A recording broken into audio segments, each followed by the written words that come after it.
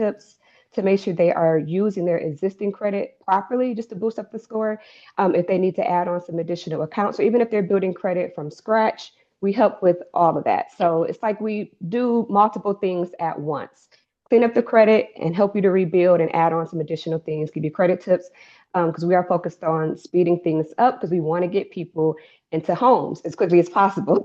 So, but even if they're not trying to purchase a home, we have clients who are not focused on that yet. But, the ultimate goal is to be able to use your credit when you're ready. So we make sure that you're going to be ready. Okay, cool. Let me see. Okay, so the first thing that I kind of want to talk a little bit about is why credit matters for home ownership. I know, like, honestly, it surprised me by like the amount of people who didn't really think that their credit mattered. Like, let's say they have like a really good paying job, they have, a lot of money, but they don't have good credit. I feel like we kind of hit like a little wall a little bit because they're like, well, why does my credit matter? I have the money. So I guess like from your perspective, because I know it's like a little bit different from my perspective, but from your perspective, like, why do you feel like credit matters the most when you're preparing for home ownership? Well, it matters the most for a couple things. Number one, um, let me make sure I say this correctly. The way the world is going, of course, cash is always going to be king, no matter what. But Mhm. unfortunately, credit has stepped up, and now credit is king as well. And so you got to have both. That's just, it is what it is. And so a lot of times, I know I hear that same thing. People are like, I have the money in the bank. If I wanted to just finance this right now, I can, I don't have to finance. I am the financier, like you're saying, like I have the money, I can do this and that. But at the end of the day, depending on what you are trying to purchase, you still have to have a decent credit score. It's literally no way of getting around it anymore. That's just what we have grown into as a planet of people. So that's where we're at. So yes, it is very important. You cannot ignore your credit. Like it used to be so easy to just not have the highest score and still you don't have enough money and still get whatever you wanted. But unfortunately, that's just not the case anymore. Yeah. And then I know like on like my side of things and like the work that I do, I know that like it becomes like a tough conversation sometimes because like there are so many things out in the world that I feel like they don't really give like enough details or it's like always a fine print on things. So like a big thing is like first time home buyer programs. A lot of times, we have this perception that oh, if I'm buying my first home, somebody's giving me free money, or if I'm buying my first home, there's a grant available that's going to help me. But I feel like what they're kind of missing is like the qualifications. Like, yes, Mhm. there are programs that do kind of like assist you into getting into home ownership, but what are the requirements? What's actually, going to be asked of you? And almost every single down payment assistance program or first time home buyer program has some sort of credit requirement. So then like the programs, they put the information out and everybody gets all excited, like, yeah, I'm ready, I'm ready, I'm ready. And then they contact me and I kind of have to be the bearer of bad news, like, well, we might not qualify for this program right now. And a lot of the times that reason is credit. And I always tell people like it still is really good that you reached out to me because it's an opportunity to figure out what you need to do and to come up with a plan. So I never like to tell people no, like, no, your credit isn't good enough. More so, like, I'll come from a place of like, not right now, or we need to come up with a plan. And I think like that approach does help a lot because I mean, like you said, like the world that we live in, like you're gonna have to either fix it now or later. Um, Mhm. and if you don't fix it, what is your later gonna look like? You know what I'm saying? So it's like it's not one of those things that just if you leave it alone and ignore it, it'll just automatically get better. Um, you know. So it's just Yeah. yeah, I think it definitely is it's definitely really important. Really important to like know, not only like what is my credit score, but what's on your credit report. Like I think that's like a big thing. People kind of ignore that part. Like they'll just say, "Oh, my score is this," and I'll ask them like, what do you know what's holding your score back, or do what's causing you to lose some points, or what's causing your score to not be increasing? And then they're like, "Oh, I don't know." So I think that that's also like another opportunity that we can just all do better at, like just being like aware of like our situation and what's going on. So yeah, I definitely think like you said, like cash is always king, but in reality, credit is king too. And you have a lot more leverage. Mm-hmm. Nobody wants to just, I mean, even if you could just go pay cash for something, like who really wants to just drain every last dollar out of their savings? Exactly. Exactly. You can, do that. It's Mm-hmm.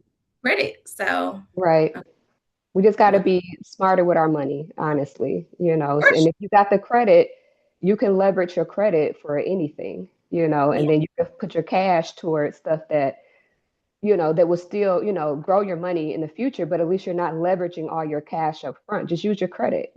So, So my next kind of a question for you is not really a question, but understanding your credit score. So again, like I work with, all different types of clients. Some people are mhm. kind of like maybe they just graduated high school or they're early in college and they just haven't built any credit, or maybe they're older and they just, like you said, leaned on cash for so long where they don't have any credit. Um, how would you, like, for somebody who's kind of like brand new to getting into like building their credit, or even for somebody who's repairing, like what would you say is like the most important things that go into your credit score? So what I always tell, this is a conversation I always have whenever I give someone a free consultation, because I am so big on making sure that everyone understands the point system. It's like you hear, okay, I need to get a credit card or I might need to get a loan. You hear that, but you don't really understand why you need to get that and what it's doing to the score. And so breaking down the point system is the most important thing you can know and learn, because then that will help you to make wiser decisions. And so, for example, if a person is starting out, let's say someone is starting out, like you said, straight out of high school or college, never, had any credit, and they're starting from the beginning. That is the easiest and quickest way to get to a 700 score. You can get to a 700 score within 3 to 4 months if you are freshly starting out. And I'm going to tell you how and why.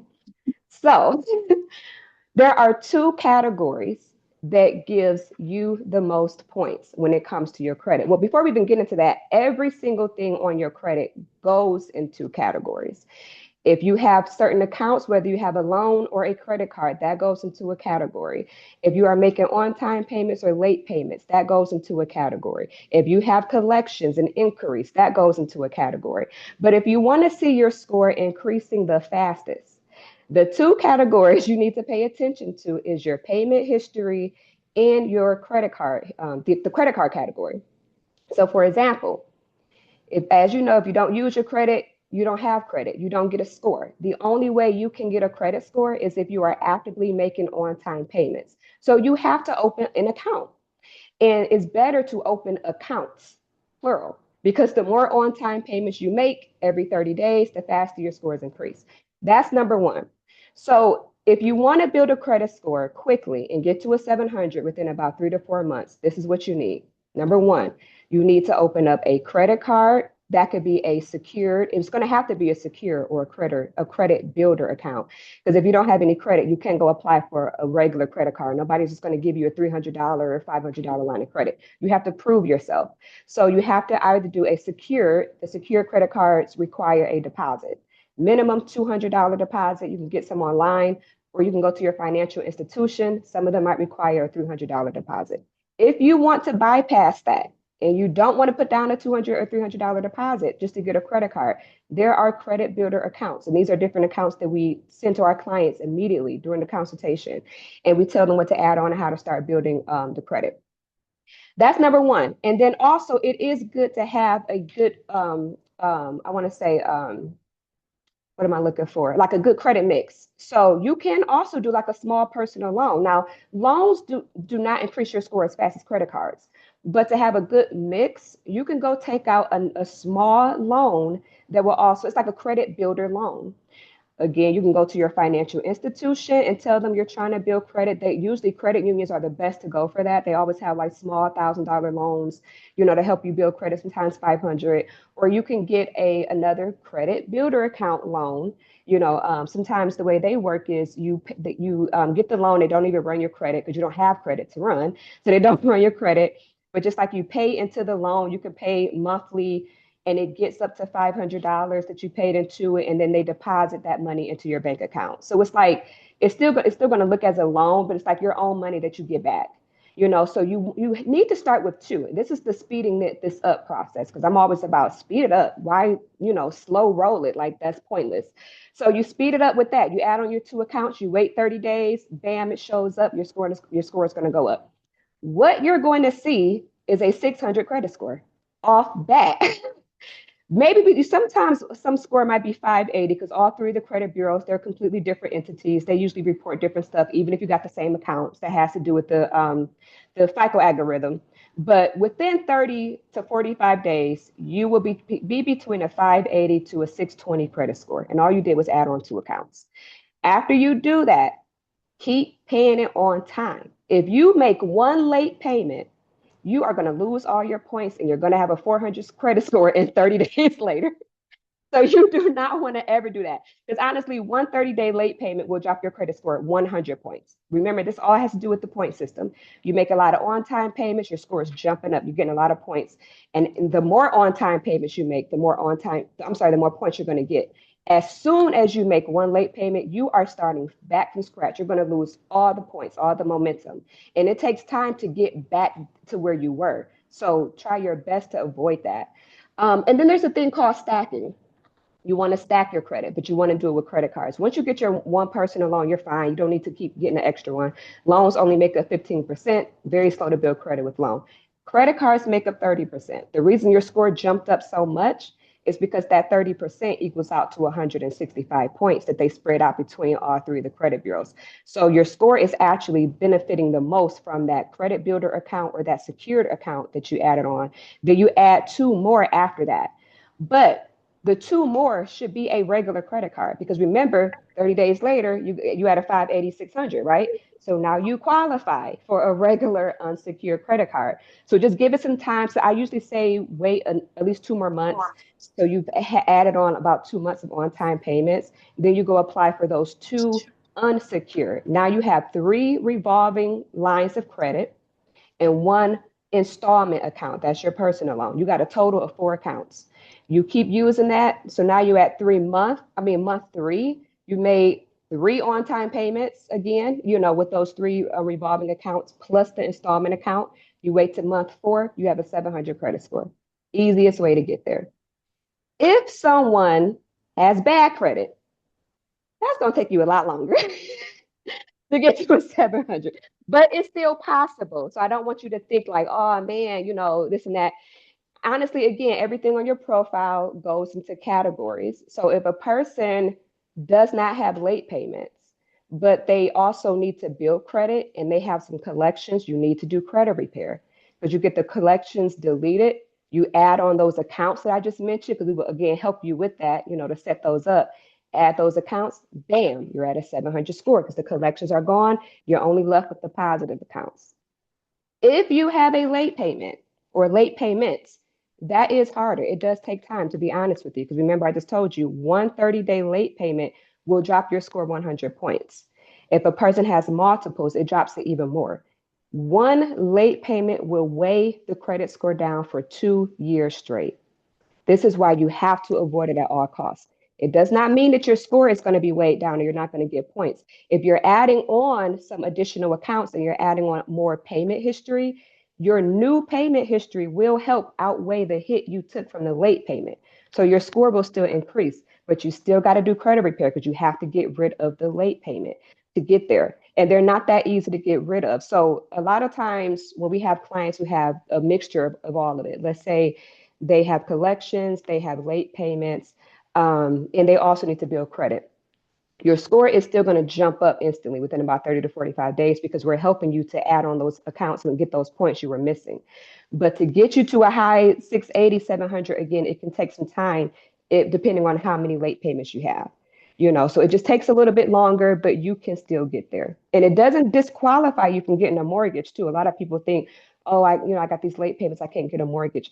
You can, but you have to be careful, because if you have recent late payments, I'm talking about it just happened within the last 6 months or so, and you start applying for that size of a loan, That's why sometimes it may take time for you to get there. Because again, you have to rebuild your credit. You got to get those points back.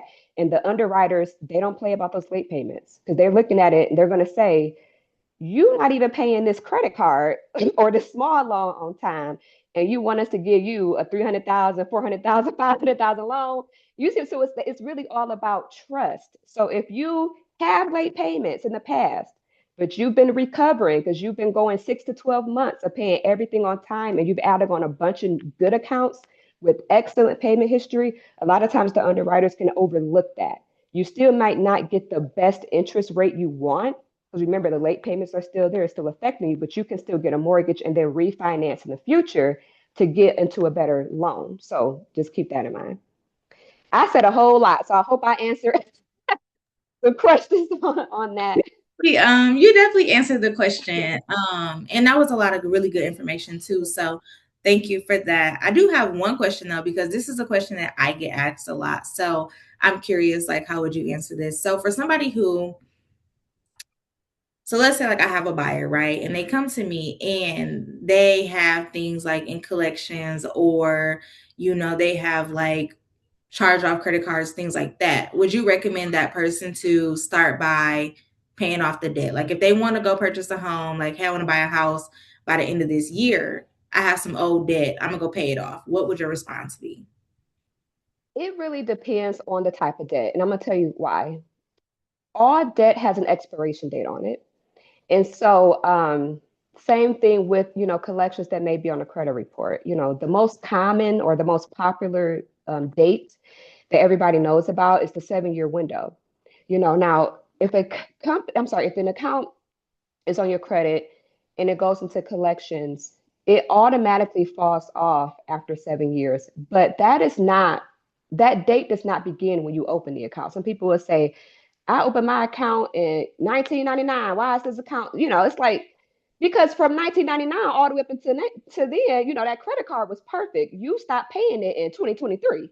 So, so now that's when the countdown begins. From 2023, you have to count 7 years, it falls off. So I'm careful when I tell people what to pay because, for example, if the collection account, oh, and let me tell you about the other day. You have, of course, your statute of limitations. It is different in every state. But in the state of Michigan, your statute of limitations is 6 years. So a creditor has 6 years from the month and the year that your account went into collections to try to collect on that debt. If they don't get it within the 6 year window, the debt does expire. So now legally, you don't even have to pay it. Now, if it's on your credit report still, you still have to wait the 7 year, a year later, it falls off. But the statute of limitations does not count if you are being sued for the debt, because now that's a judgment. It's a court ordered judgment. Someone is suing you. That debt is on your public records, and a judgment can be it stays on the record for 10 years. It can also be renewed, unfortunately. So some people had like auto loans that went into collections. It was years ago, could have been at the 10-year window, but the creditor renewed it. So now, because it was a judgment, they were trying to sue them. So that whole statute of limitations, it goes out the window. So in that case, if there's any judgments, if someone is trying to sue you for the debt, if the debt is actually yours, it is no point of fighting it. You have to pay that thing because you cannot get approved for a mortgage if you have judgments against you. But if that's not the case, if your public records are clear and it's just credit report stuff, if it is getting ready to expire or fall off, do not pay. You're going to reset it. If it is with a collection company, let's say the original creditor sold the debt and they gave it to a collection company, and that's on your credit report, I still recommend credit repair first because there's a possibility it can get deleted. Once it's gone from your reports, you're good. Even if they still have time to try to collect the debt, because usually they might still call you if the 6 year window has not ended yet, they'll still call you and write you a letter. That ain't our business. We mind our business on that. If you want to pay after it got deleted, that's up to you. Our goal is to get it off your credit report. So, of course, if we get it off, then no, focus on other stuff, focus on building. If your timing is limited, if you are in a situation where you're like, my lease is getting ready to end, I only have 3 months, because I hear that all the time. People come to us, wanting us to work magic. Sometimes it works, but sometimes it's those if those debts are large and they're newer. I'm talking about 5,000, 10,000. Yikes. That's tough. And if especially if it's new, them creditors want their money. So that could be tougher. You might have to get into a payment plan, unfortunately. But again, if it's a newer debt and if you know it's yours, it's nothing wrong with settling debt that is new because it just went into collections. It was a credit card or a loan that was doing fine, but you just don't have enough time to work on stuff and get it fixed. You That's the only other option. Either you have to wait to purchase your home and do some credit repair, do some cleanup, or unfortunately, if you are limited in your time, you're going to have to settle that debt. So there's different ways around it. Sometimes you can avoid a lot of stuff. You can really avoid paying a lot of stuff. It's just about your timing. How much time do you have and what's actually on your credit? Do you have judgments against you? All of these different things matter. Now, would you recommend somebody who is in that situation, would you recommend for them to reach out to like someone like yourself first before just going to pay the debt? Or should they just? Yeah, because a lot of people don't know about the statute of limitations. They don't know if their debt is getting ready to expire. They don't know that it's getting ready to fall off. We had a lot of clients that were like, "Hey, I'm getting ready to pay them," and I'm like, "Why? It's getting ready to fall off." So you have to be careful. So yes, I do, because again, if you pay it when it's getting ready to expire or fall off, you're resetting the clock. And now, even though it's going to report as this is something else too. Original creditors, for example, if you had a credit card with like Capital One, for example, Capital One is the original creditor. They showed up on your credit report when everything was good. They were still there when it went bad and put it in collections. So they're the original creditor. If they do not remove themselves from your credit report, because sometimes original creditors do, meaning if the account goes into collections, they will sell it and then they'll drop off, and then you will have a collection company drop off. And it's about four major collection companies that usually always get the debt. Midland Credit Man. Some of y'all, if y'all got some collections, y'all familiar with this. Midland Credit Management, LBNB Funding, Jefferson Capital, Portfolio Recovery. They don't get that credit card debt. But the reason they get it is because they are like they're larger. They are the larger collection companies. They've been around for a long time. A lot of them have attorneys on staff, and so they're able to file those lawsuits, those judgments and things like that. So credit card companies trust them to collect it. But for example, let's say you had a Capital One, and a Capital One sold the debt to a collection company. They dropped off, and now you got the collection company that shows up. It's easier to get that stuff deleted, 100%. And also, even if you say, they offer me a good settlement offer, I want to pay them, you can pay them. Because the major ones, again, don't pay a shady collection company. I'm talking about the major ones. That's why you want to talk to a credit repair person. We look at credit reports all the time. We know which ones you should mess with and which ones you should not. But they don't give you any pushback. If you say we're going to settle and I want to offer you this, like, 'cause you could literally offer your own amount. You could start. I always say, if you negotiate, start low. You have negotiation rights. You can start low. Start as low as you want to start. If they don't accept it, they're just going to counter you. The counter offer is going to be low because you started low. They don't know what you can pay or not. And so if you do that, they will drop off. They won't give you no pushback. They'll give you the paperwork, email it to you, mail it to you, saying that you paid it, it's done, it's off your report. So now there's absolutely no history that you ever had anything in collections. That's the best way to go. If the account was not sold, so going back to Capital One, let's say it's a Capital One, they're the original creditor. Let's say they did sell the account, but they did not delete themselves from your credit report after they did it, because they don't have to. They have laws that protect them. Unfortunately, their laws pretty much say if you do decide to settle, they don't have to drop off. They can just report it as paid collection, zero balance. Your score will still increase. It will still look better because you don't have an open collection, you have a paid collection. But because they are refusing to remove themselves, you still have the history that shows you had a collection with them and you had late payments in this year, things like that. So it does still affect the score. And again, with credit repair, you can work on getting that deleted. Um, but this goes back to your timing. If you are like, I don't have a lot of time, I really need to move, so I have no choice but to just pay this, and they're just going to report it as a pay collection, you could still get approved, for a loan. Again, it just may not be the most favorable interest rate because you still have some negative marks on there, but you can look into, still working on your credit and doing and refinance it in the future to get a better interest rate. Okay, so what I kind of gather from that is reach out early. Don't wait until the last minute because Mm-hmm. more time, you have more options. Of Mm-hmm. course, the best option is going to be to try to get things deleted. Um, Mm-hmm. but like you said, if you don't have a lot of time and you don't have a lot of options, then having a paid collection is better than having one with a balance, That's right? true. That's Okay. true. I want to answer this question real quick in the Zoom. Okay. Because this is a really good question. Someone said, is paid in full with a zero balance a big thing or with lesser amount okay too? So what they're pretty much saying is if a person does pay a debt, is it better to show that they paid it in full or settled for less? So this literally goes back to what you're trying to do with your credit. If you're looking to get a mortgage, settled for less does still affect your mortgage rating. And so underwriters don't like that. It still does something to the rating. I don't know why, because to me, I'm like, you paid it. Why is it that big of a deal? But only when you are looking to get a mortgage, that comment that's going to be left on there, settled for less, it does still affect the rating. And because we've had clients that got sent to us and they paid a lot of their collections, but they settled, so they paid less. It showed up and the mortgage broker still sent them to us and was like, can you try to get this deleted or at least remove a comment to say it was settled because we can't do anything with it. So it is better to pay it in full if you're trying to get a mortgage. Unfortunately, it's just something to do with that.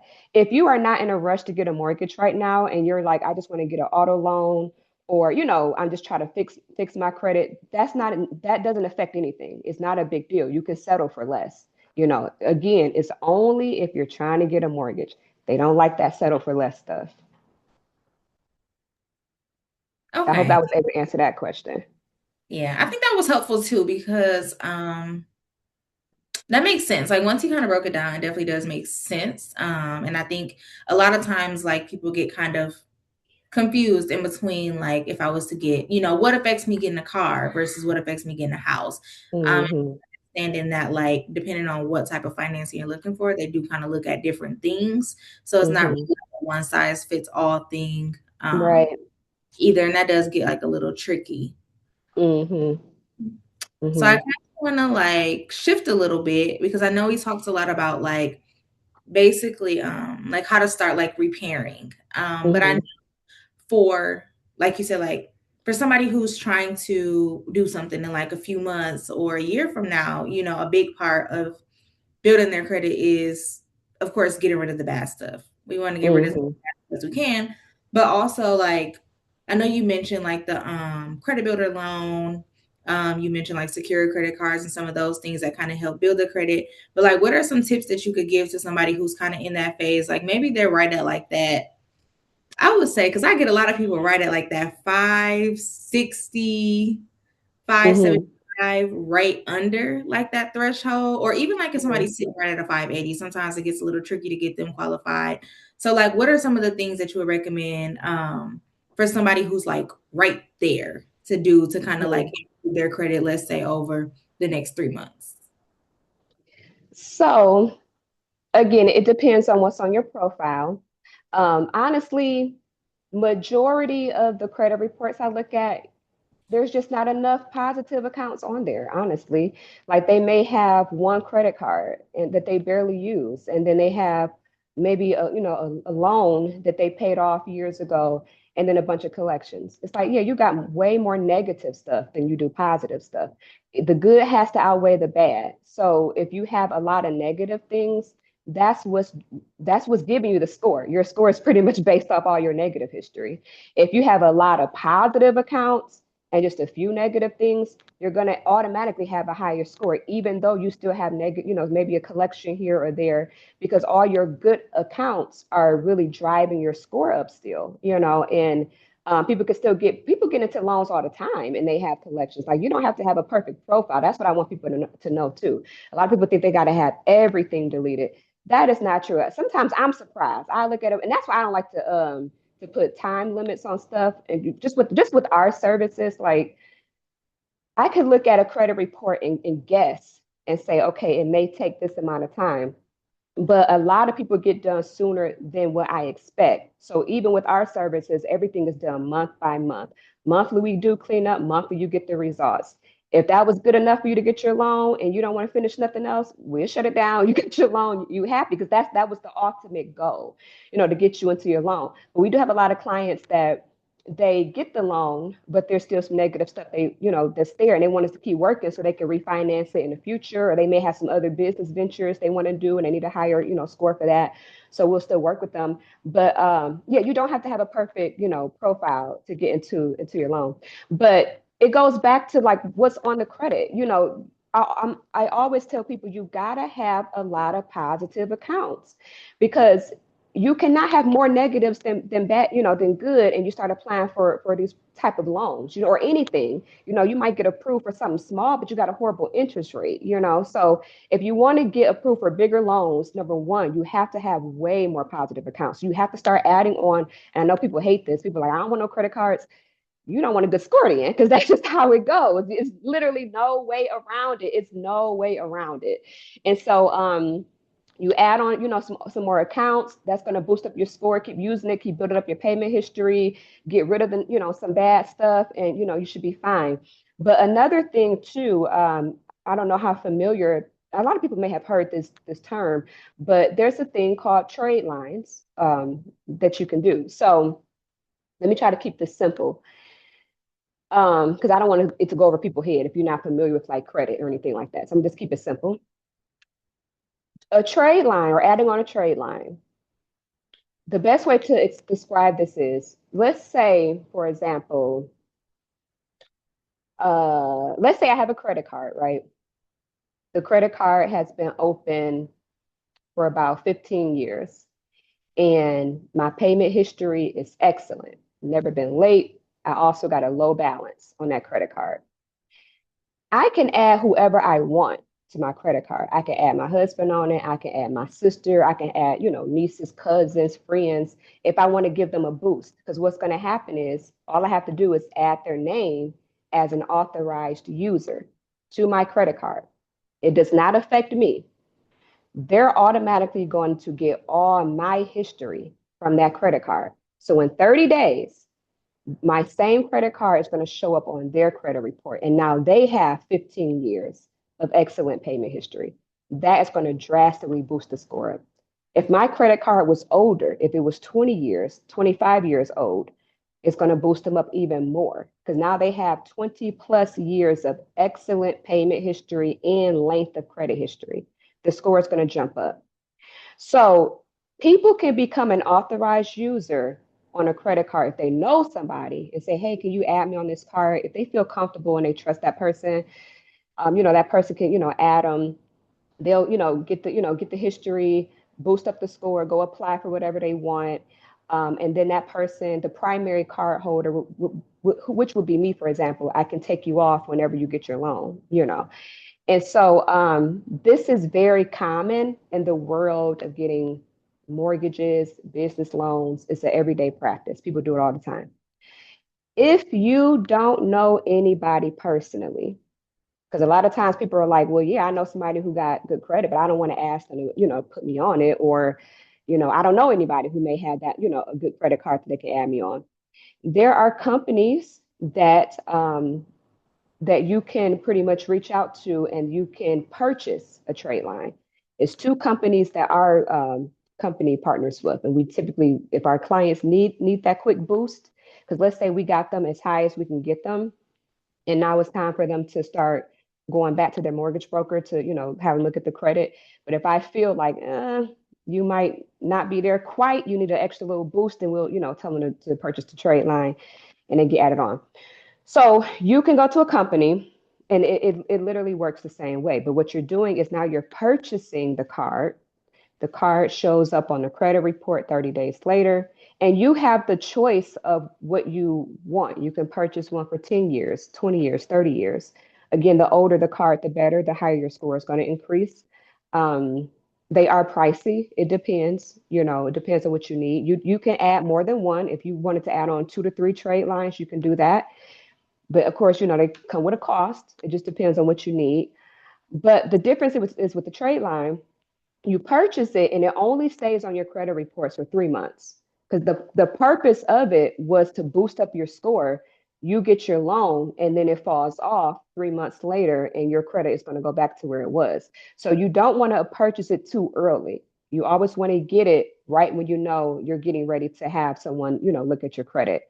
You are also able to renew the trade line because let's say you added it on to get your pre-approval, but now it's getting ready to fall off and you haven't found your house yet. You can renew it. Sometimes they don't always let you renew it because, most of the time you can renew it.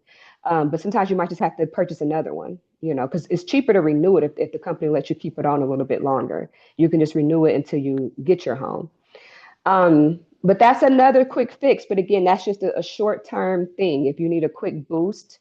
Because again, you might have a decent score. I'm gonna give y'all this example. It was a client we had, and we actually got this client to a 700, but he was trying to get approved for a particular loan. To get you past a 700, that takes time. That's literally more months, maybe even years of payment history that you've been, reporting to your credit report to go past a 700. Because again, remember I told you at the beginning, it's not hard to get to a 700. You can get there in 3 to 4 months. If you're trying to get past that, then you have to really build up your history. You have to have time spent on these accounts that you've been paying stuff on time. So if you are at that stage and you're like, I don't have that much time, I don't have another 6 months to a year to add on some extra payment history, but I still need to boost up a little bit more, you need to add a trade line on. So we did that for a client, got him to a 700. He added on about 2 or 3 trade lines to get to an 8, and he got there because he got, we got him we got him to as far as we can get him, but he added the trade lines to get to the 8, so he was able to get other loans that he needed and get a better interest rate. And so trade lines are great. They're legal, nothing wrong with it. So again, if you know anyone personally that has that type of history, that's better because it's free. A lot of times they don't even know what it's about to do to your credit. All you got to do is say, this does not affect you. I just need a quick boost. I'm trying to get this loan. And they be like, okay, cool. They add you, get your loan. They can take you off whenever they want to. But again, if you don't know anyone personally, the only other option is to purchase it. Okay, somebody sent me a question, and the question is, if I have a high balance on my credit card, where should I try to pay it down to for my scores to go up? The safest place, because even with your credit usage, credit card balances, that goes into categories too. You got the excellent category, good category, fair, poor, and very poor. Very poor is maxed out. So that's going to drop your score about 100 points. A lot of people don't even know this too. If you max out a credit card, you are instantly losing 100 points, sometimes more if you have multiple credit cards maxed out. If you paid your balances down, you will be surprised how many points you get back. And all you had to do was pay your balances down. It is so easy to get points if your credit cards are maxed out. You get those points in 30 days. So a good place, honestly, they used to always say, like, keep your credit card balances about 30%. It's really 25%. Now it is. 30% puts you in the fair credit usage category. You will still get points because you brought your balance down a lot, but you can also be losing a few points too because you're only at fair credit usage. If you want to be at good credit usage, you need to be at 25%. If you want to be at excellent credit usage, you need to be at 10%. That gives you the most points.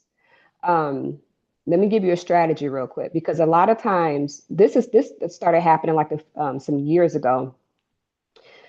What the credit card companies would do now, and I hate that they do this, but if a credit card has been maxed out for a long time, right?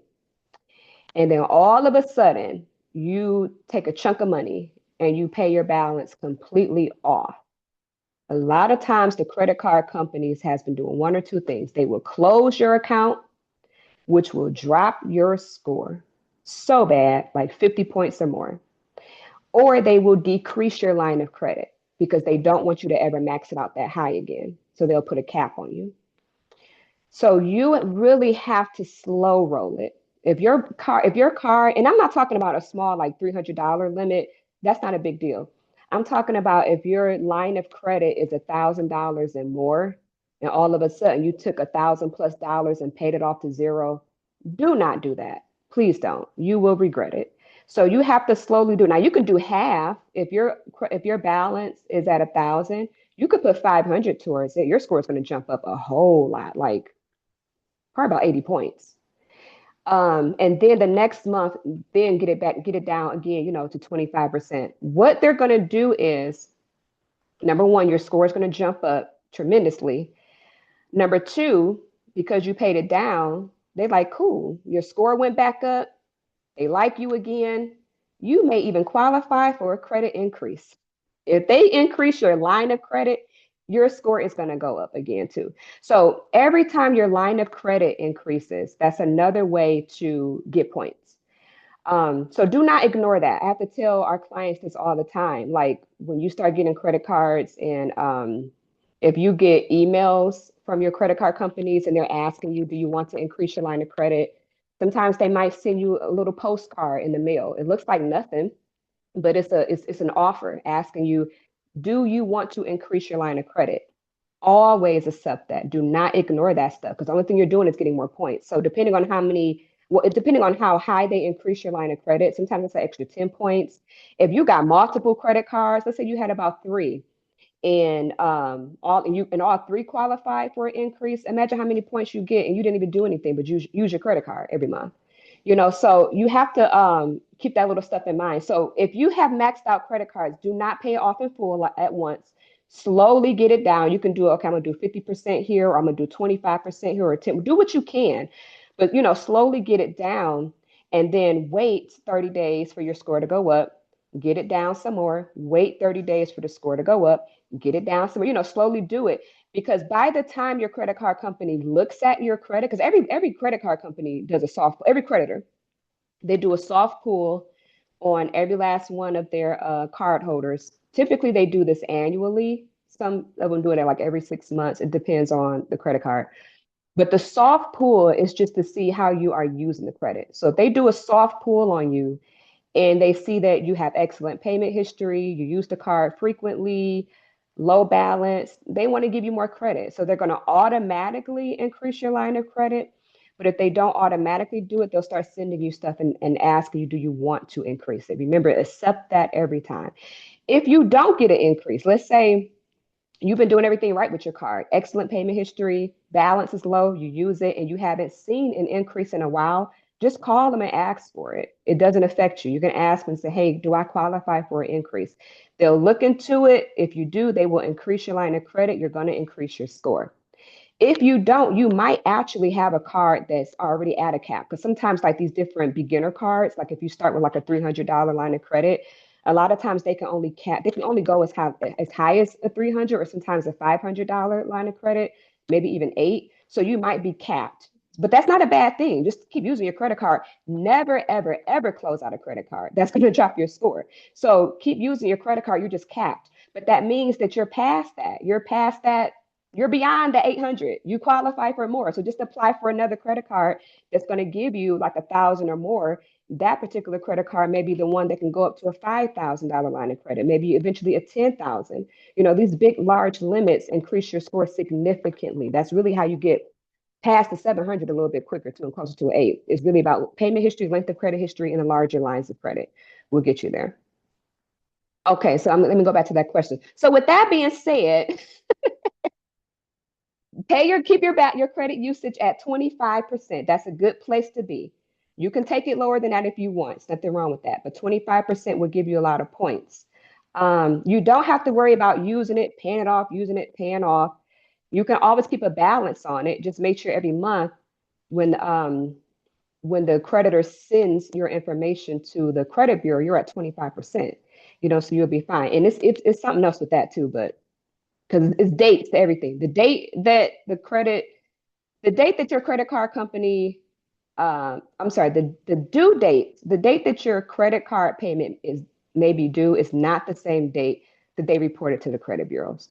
And this is where people get in trouble because your due date on your credit card might be the 5th of the month. That's just a random date. Whenever you apply for a credit card, they all give you a random date, due date.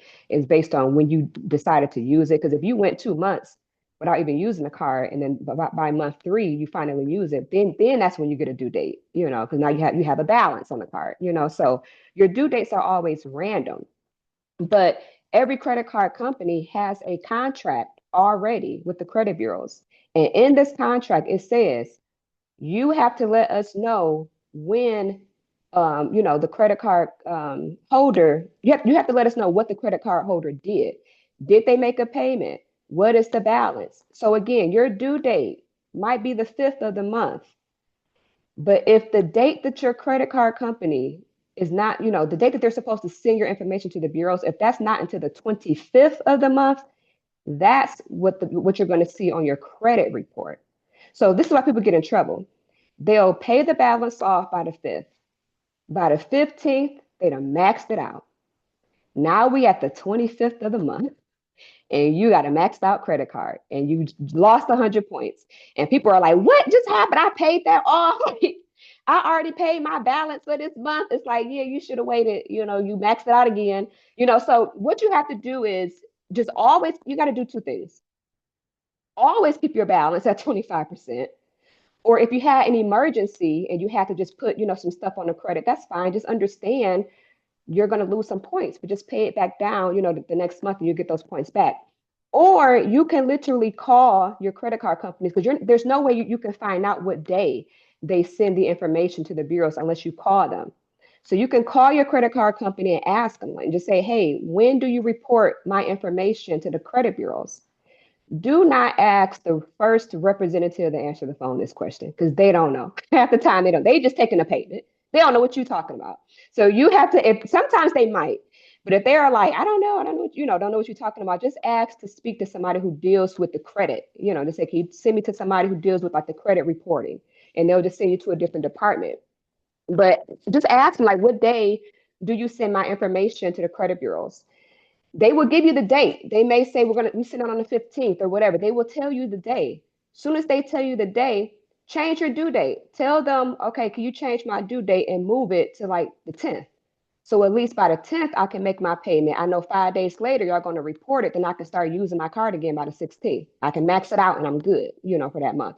So you can always change your due dates. A lot of people don't know this too. You can ask them to change it, or if you created an online account, which I prefer, log in and do it yourself. Just change your due date. You can change your due date multiple times to be closer to the date that they report your balance to the credit bureaus.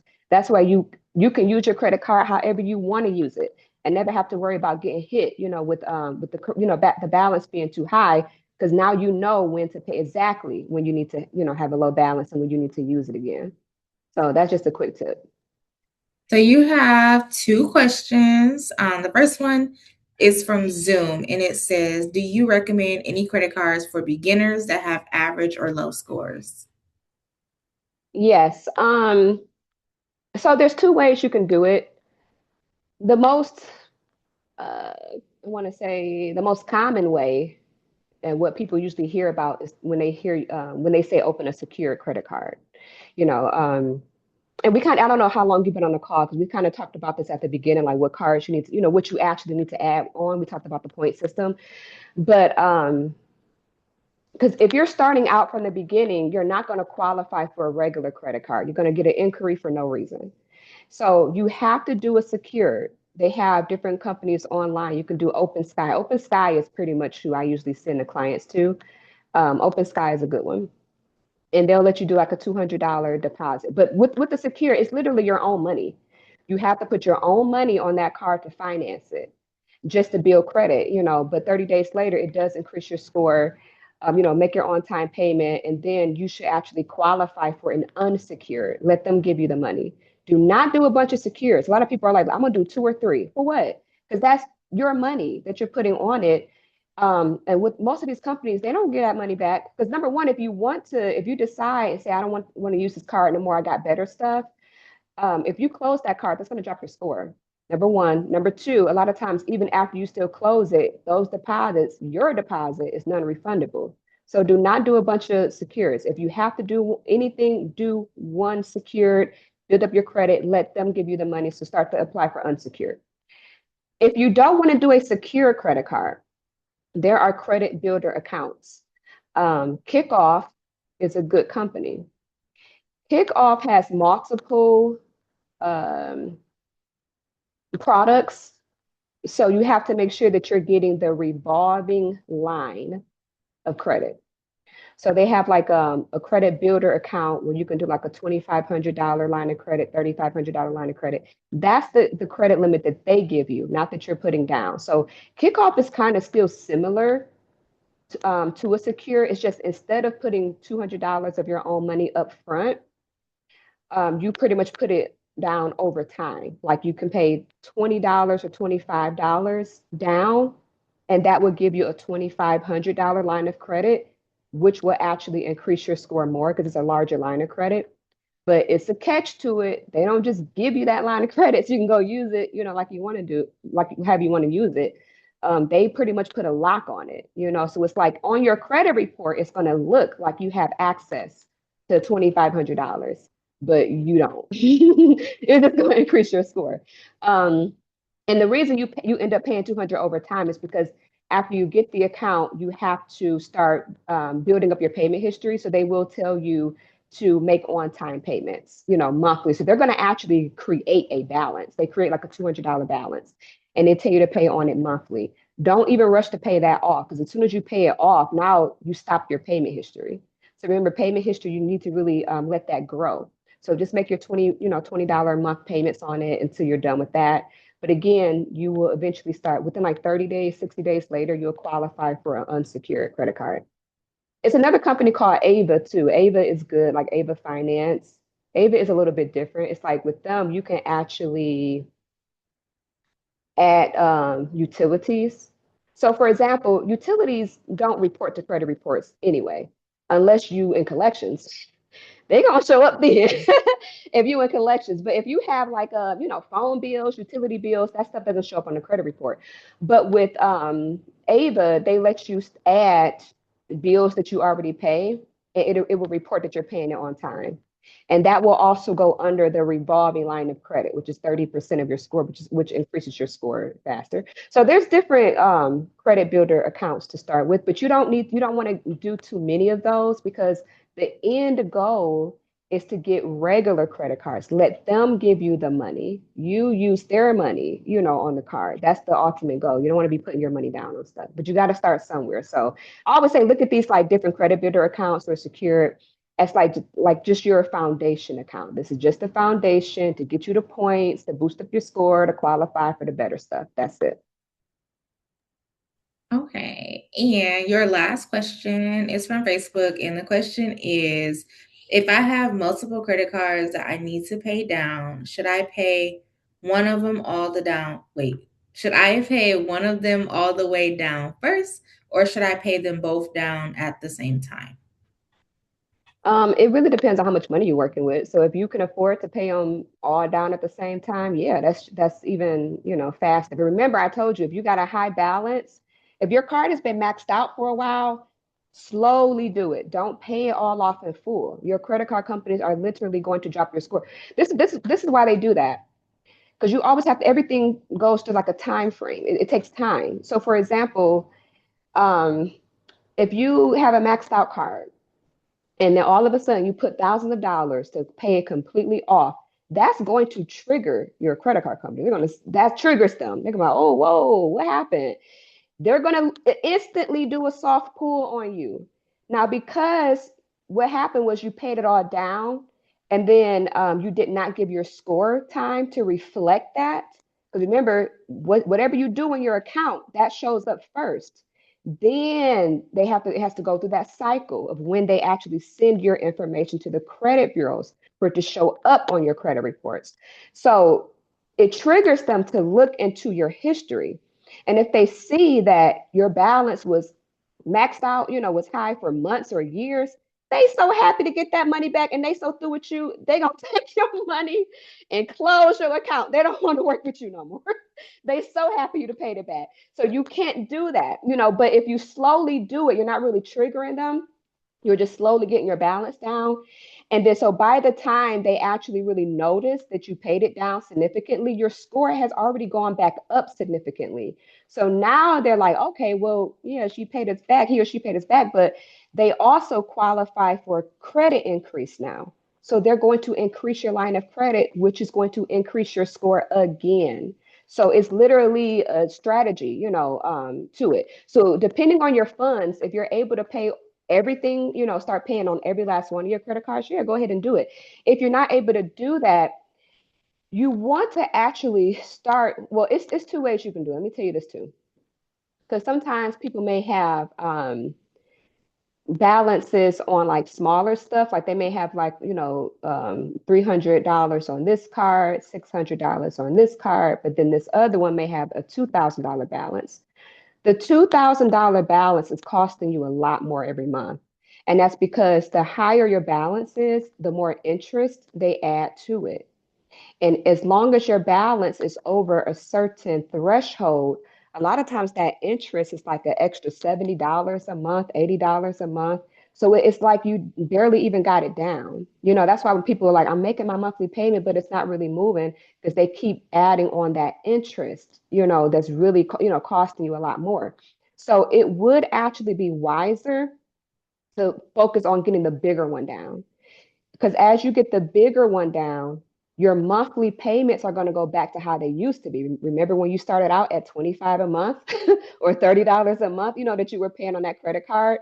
Because your balance is so low, you're going to eventually get back to that. Well, okay, now you only owe 25. This, you can go back to your regular minimum.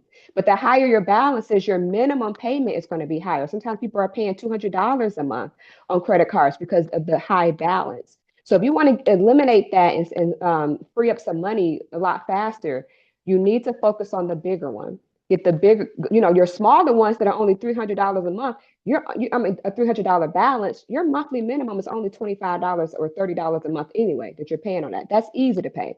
But the ones that's 200 and 300 a month, that's digging into some pockets. So focus on getting that down faster so you can free up some money. So now you're back to your regular minimum payments, and then start putting that. Now you got that extra money. Now you're not paying $200 or $300 a month on a card. Put that to pay towards the smaller ones now. So that's pretty much the best way to do it. Okay, well, I think that was a lot of good, information. I know like credit is tricky, and it's really tricky. And I know a lot of people get overwhelmed with just like the thought of like building my credit, repairing my credit, fixing my credit. Why does my credit look like this? Why doesn't my score go up? Why is my score going down? So I do think a lot of the information that you provided was really good. And I really do appreciate you for taking out some time to just talk to, my little audience. Because I know like right now, like I know a lot of people are pushing to buy their first house, and we rocking and rolling for sure. But of course, like, if there's some things that we have to clean up, um, it's a little bit of a journey. So I do think Mhm. information was really helpful. And like I said, I recorded it so that way I can have it for anybody who wants to go back and watch it later, or if they couldn't get on Zoom or if they couldn't get on Facebook, they can access it later. So I do want you to just share your contact information before we get off Zoom so that if anybody does go back and watch it later, they can know how to reach you. Okay. I'm gonna also like kind of text it in here too, like in this chat. But again, my name is Rachel Burton, and I am the Director of Operations. Our company is Goldman Credit Solutions. And the best way to reach me, you can reach me at 248-767-0457. If you are interested in getting a free consultation, you can text me. Um, Just text me like your name, let me know where you came from, that you were on the Zoom or you saw the Facebook Live and you're interested in getting a free consultation. I will respond back, to schedule you. Consultations are always done over the phone. It takes about like 25 to 30 minutes to do it. And during the consultation, that's when we put together a plan because I'm able to actually look at your credit report and then tell you, what we plan to do, some things that you might need to do. You get credit tips like those different credit builder accounts and stuff we talked about. I put that in, I send you an email with that information only if you need it. If you don't need to do that, we will focus on other stuff. But if you need it, I will, help you with that because at the end of every consultation, it's very important that you know what we're doing and what you should be doing also, because it's always something that you can also be doing on your end that's going to speed stuff up. You just have to know what to do. And so I do like to provide that information. You can also go to our website, which is www.goldmancreditsolutions.com. Um, and from there, you can also book a consultation on the website as well. And, someone to reach out to you, to get you scheduled, to do your free consultation and just to put together a plan. So that is the best way to reach me. Again, I'm going to put it in this chat real quick. So I hope I was able to answer a lot of questions. If anybody, even if you are not sure about credit, doing credit repair yet, but you just have some questions and concerns, because a lot of people don't necessarily need credit repair. Sometimes they just need some guidance, direction. A lot of times their profile is not even that bad, and it's like, okay, you just need to do X, Y, and Z. And I'm okay with that. The consultation is free. We just want to help as many people as possible. If you're a person who don't need the credit repair, but you may have a friend or relative or something like that that is interested, share this Zoom, share the live, share my contact, and I can also do free consultations with them as well. Alrighty. Well, again, thank you so much for your time. I really do appreciate it because a lot of the questions that you answered are questions that I get asked all the time. So now I have somewhere to direct people. They could just go back and watch this video, and I'm pretty sure all their questions will get answered. So thank you. Thank you so much. And, I'll keep sending people your way, and I hope you have a good rest of your night. Yeah, this was fun. This was really fun. So I'm looking forward to helping as many people as possible. Even if you're not ready to, be a home owner just yet, and you're like, I just want to focus on, fixing my credit, and then from there I'll decide what to do. That's okay too. We do the free consultation. It's better to start sooner than later. If you are not in a rush, that's a good thing. If you're not in a rush, and you don't have to make those executive decisions right off bat. It's good to just focus on fixing stuff, adding stuff, because then that just gives you more time to really focus on that side of things. So then when you're ready, for your home, then we'll help you with that as well. So. All righty. Well, I will talk to you later. And for anybody who's watching the video, you definitely know how to get in contact with me. You guys know that you can call me or text me anytime. Whatever questions you have, just let me know. I'm always here for you. So I look forward to talking to you guys soon. Bye. Bye.